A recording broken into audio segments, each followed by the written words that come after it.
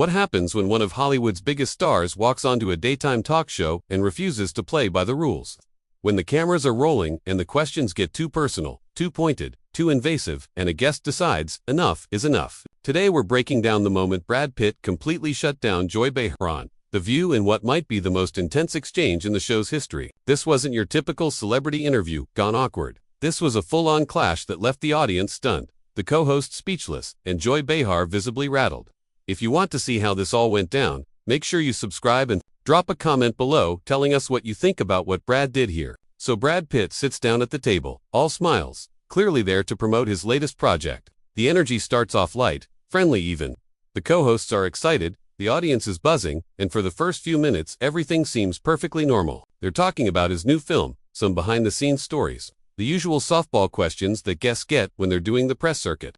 Brad's charming, cracking jokes, making everyone laugh. It's exactly what you'd expect from someone who's been doing this for decades. But then Joy Behar shifts gears. You can almost see it in her eyes. That look that says she's about to dig deeper, go somewhere more provocative. She leans forward slightly and says, "So Brad, you've been very private about your personal life lately, but a lot of people are curious. Your divorce was incredibly public, incredibly messy. Do you ever regret how you handled things back then?" The table goes quiet. The other co-hosts exchange quick glances. Brad's smile doesn't fade, but something changes in his expression. It's subtle, but it's there. He takes a breath and responds calmly, "Well, Joy, I think everyone who goes through something like that has regrets. But I've always believed that some things should stay private, especially when kids are involved." Joy nods, but she's not done. She presses forward. "Right, but you're a public figure. Your fans feel invested in your life. Don't you think there's a responsibility to address some of these things openly, especially given the allegations that were made?"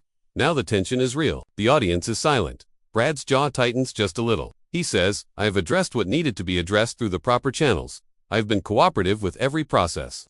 But I'm not going to sit here and rehash painful details of my family's life for entertainment." Joy immediately fires back. "It's not about entertainment, Brad. It's about accountability. A lot of people feel like you never really gave your side of the story. Don't you think they deserve to hear it from you directly?"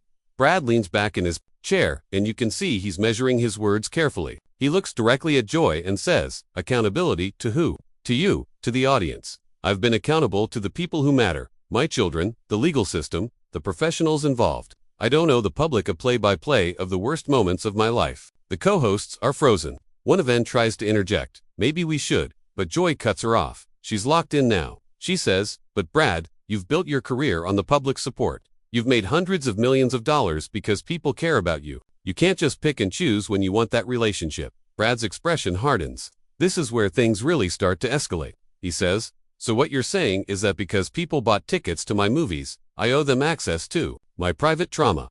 That's the trade-off you think is fair?"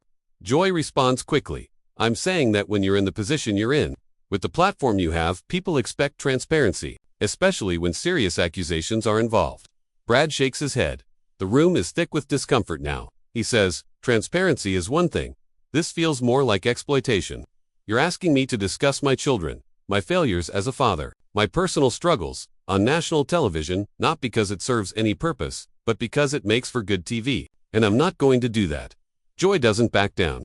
She says, "I'm asking because millions of people are asking. They want to know if the man they've admired for years is who they thought he was." Brad's voice gets quieter, but somehow more intense. He says, "And what if I told you that I'm not? What if I sat here and said, I've made terrible mistakes, that I've hurt people I love, that I've had to completely rebuild myself from the ground up? Would that satisfy everyone? Would that make people feel better about buying their next movie ticket?" The silence is deafening. Joy starts to respond. "Brad, I think," but he keeps going. He says, "Here's the thing, Joy. I came here to talk about a film that I'm proud of, that a lot of talented people worked incredibly hard on. But instead, you want to turn this into a therapy session that I didn't sign up for. And I think that says more about what we've become as a culture than it does about me." Joy's face flushes.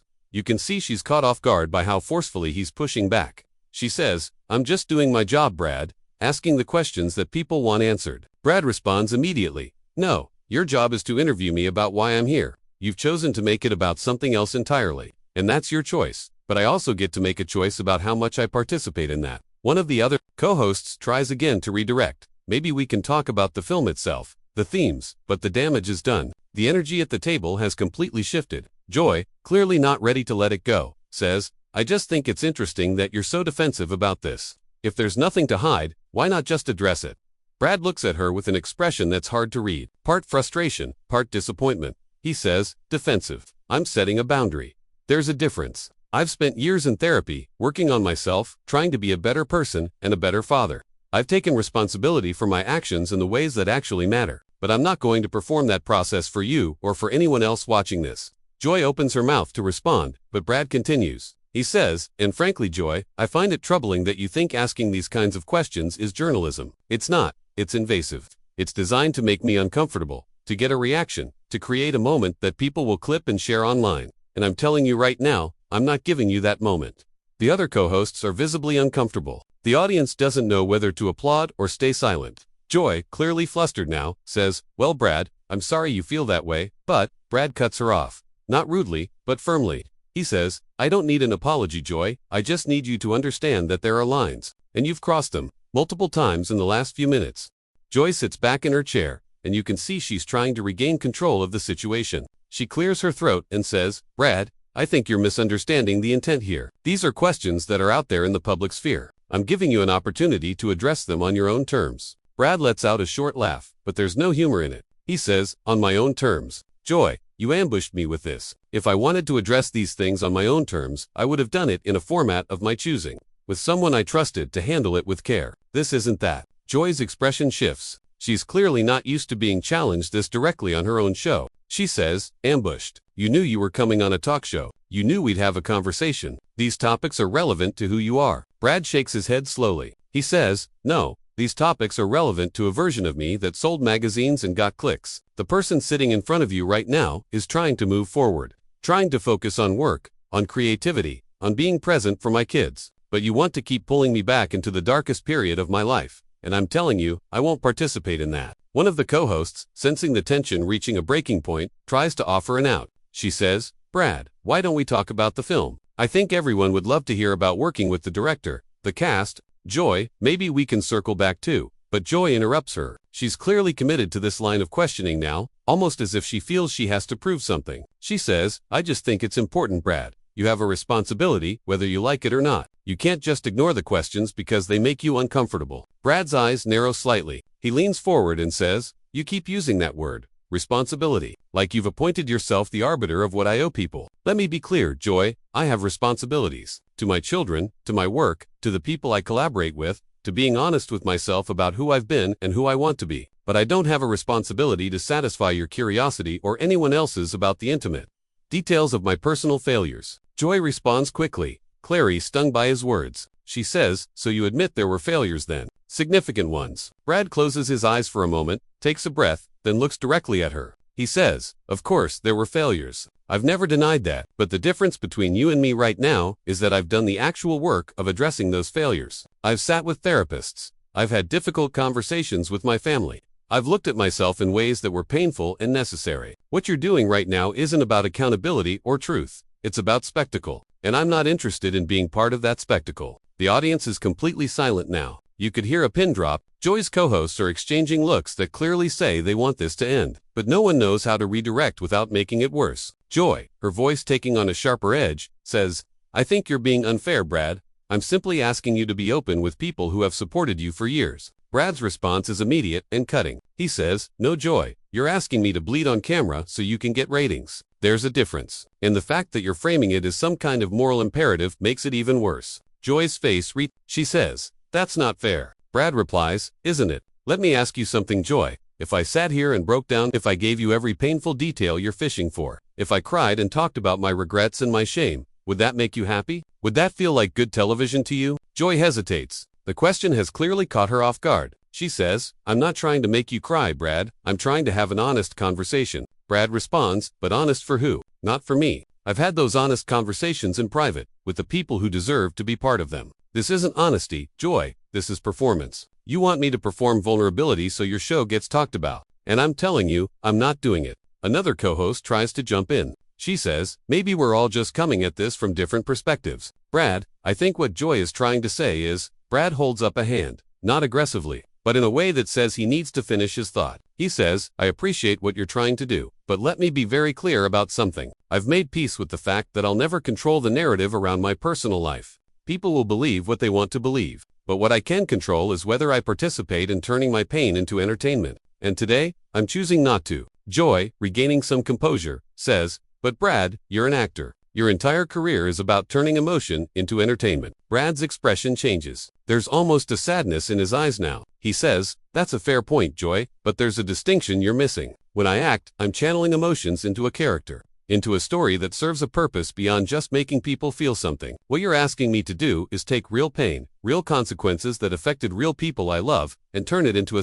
That's not art, Joy, that's exploitation. Joy fires back, I disagree. I think talking about these things openly can help other people going through similar situations. It can start conversations about difficult topics. Brad looks at her for a long moment before responding. He says, you know what, Joy? If you really cared about starting conversations about divorce, about co-parenting, about personal growth after failure, you could have approached this completely differently. You could have asked me about what I've learned, about how I've grown, about the resources that helped me, but you didn't. You went straight for the pain points, the controversies, the drama. So don't tell me this is about helping people. This is about getting me to say something that will trend on social media. The tension at the table is almost unbearable now. One of the co-hosts says, I think we need to take a break, but Joy waves her off. She's committed now, almost defiantly. She says, Brad, I think you're projecting a lot onto me right now. I'm simply asking questions that, Brad interrupts. And there it is. Projecting.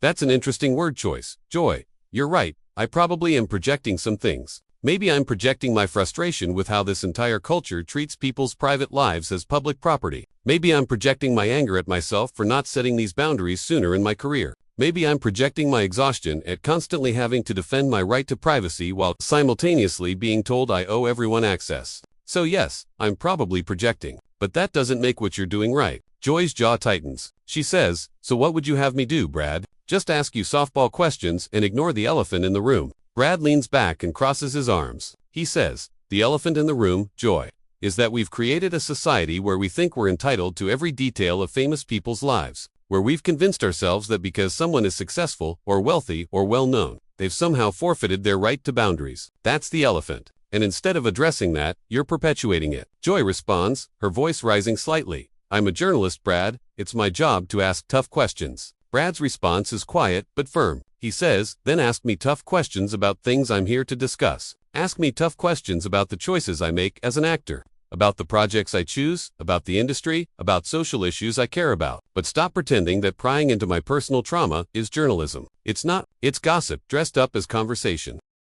Joy's face shows a mixture of frustration and something else, maybe a hint of uncertainty. She says, you're being extremely defensive about this, Brad, and I think that tells its own story. Brad shakes his head and you can see the exhaustion settling in. He says, you know what, Joy, you're right. I am being defensive because I'm defending something that matters to me. I'm defending my children's right to not have their father's mistakes dissected on television. I'm defending my own right to heal without performing that healing for an audience. And I'm defending the idea that maybe, just maybe, we can do better than this. Joy opens her mouth to respond, but Brad keeps going. He says, I've been in this industry for over 3 decades. I've done thousands of interviews. I've answered questions I didn't want to answer.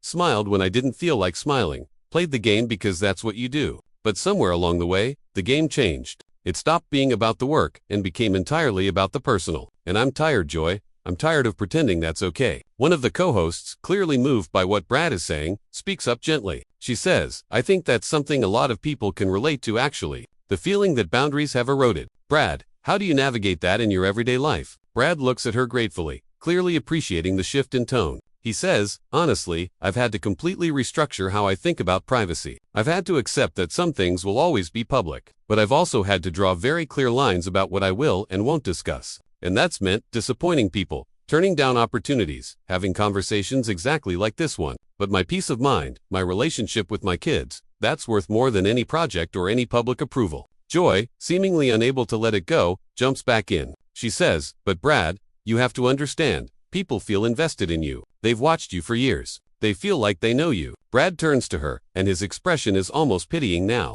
He says, Joy, that's the problem right there. People don't know me. They know characters I've played. They know images that have been carefully crafted by publicists and marketing teams. They know headlines and rumors and speculation. But they don't know me. My kids know me. My close friends know me. The people who've seen me at my worst and stuck around anyway, they know me. And I've realized that trying to make millions of strangers feel like they know me is not only impossible, it's destructive. Joy responds, her tone slightly softer now, but still probing. So you're saying the connection between celebrities and their fans is meaningless? Brad sighs. He says, I'm not saying it's meaningless. I'm saying it's been distorted. There's a difference between appreciating someone's work and feeling entitled to their personal life. I'm grateful for everyone who supported my career, truly, but that gratitude doesn't extend to giving up my family's privacy or my own mental health. Joy leans forward again. She says, so where do you draw the line? What's fair game and what's not? Brad considers this for a moment. He says, that's actually a fair question. For me, the line is pretty clear.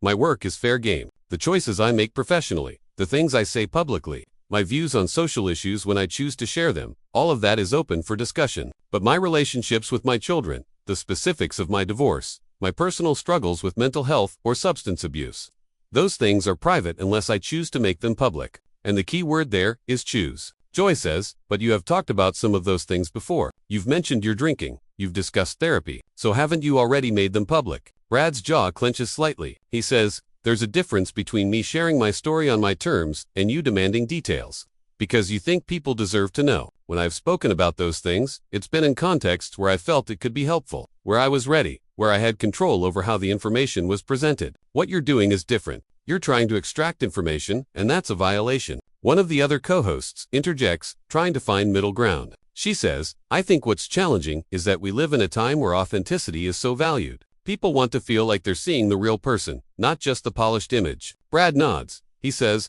I understand that. I really do. And I think there's value in authenticity. But authentic doesn't mean unfiltered access to everything. I can be authentic about my work, about my creative process, about the things I'm passionate about, without giving you every detail of my personal pain. Those aren't the same thing. Joy, her voice taking on a slightly different tone, almost challenging, says, but Brad, some would argue that you've used your personal life to benefit your career. The relationships, the family image, all of that contributed to your brand. So when things fall apart, don't people have a right to know what happened? Brad's response is sharp. He says, first of all, Joy, I didn't use my personal life. It was used by tabloids, by media outlets, by people who made money off of photographing my family without permission. I tried to keep my kids out of the spotlight and was constantly fighting against an industry that wanted to exploit them. So don't twist this into me having benefited from public interest in my family and now trying to take it back. I never wanted that interest in the first place. Joy starts to respond, but Brad continues, his voice rising slightly. He says, and second, even if I had used my personal life for career benefit, which I didn't, that still wouldn't give anyone the right to demand information about my children or my divorce. Those are separate things. You don't get to say, well, you were photographed with your family at a movie premiere 15 years ago, so now you owe us details about your custody arrangement. That's not how this works. The atmosphere is incredibly tense. Joy, clearly feeling attacked, says, I'm not trying to exploit your children, Brad. I'm trying to have an honest conversation with you about your life. Brad's voice gets very quiet, which somehow makes it more powerful. He says, then let me be brutally honest with you, Joy. This conversation, right here, is exactly what's wrong with how we treat people in the public eye. You've spent the last 20 minutes trying to get me to talk about the most painful period of my life. Not because it serves any purpose other than entertainment. You've ignored every boundary I've tried to set. You've questioned my motives, my character, my right to privacy. And when I've pushed back, you've made me out to be difficult or defensive or uncooperative. So if this is your version of honest conversation, I want no part of it. The silence that follows is crushing. The co-hosts don't know where to look. The audience is completely still. Joy's expression has shifted from confrontational to something harder to read. Maybe embarrassment, maybe anger, maybe both. Finally, Joy speaks. She says, I think we're going to have to agree to disagree, Brad. Brad looks at her and says, I think we can agree on one thing, Joy. This interview is over. He starts to remove his microphone. One of the co-hosts says, Brad, wait, please, can we just... But Brad is already standing up. He looks at the other co-hosts, not at Joy, and says, I apologize to you all. I know this isn't how these things usually go, but I meant everything I said. Some lines shouldn't be crossed, and I'm done pretending otherwise. Joy, recovering some of her composure, says, well, Brad, I'm sorry you feel that way. We were just trying to have a conversation. Brad pauses, looks directly at her one more time, and says, no, Joy, you were trying to have a confrontation. And you got one? Just not the kind you wanted. He walks off the set, as the co-hosts sit in stunned silence. The camera captures Joy's face, a mix of emotions playing across it, while the audience remains frozen, unsure how to react to what they've just witnessed. So there you have it, one of the most intense celebrity interviews in recent memory, where Brad Pitt completely shut down Joy Behar's line of questioning and walked off the view set. Whether you think Brad was right to set those boundaries or whether you think he should have been more open, one thing is clear: this conversation touched a nerve about how we treat celebrities and their private lives. Make sure you subscribe if you haven't already, and comment below. Do you think Brad Pitt was justified in walking out, or did he overreact?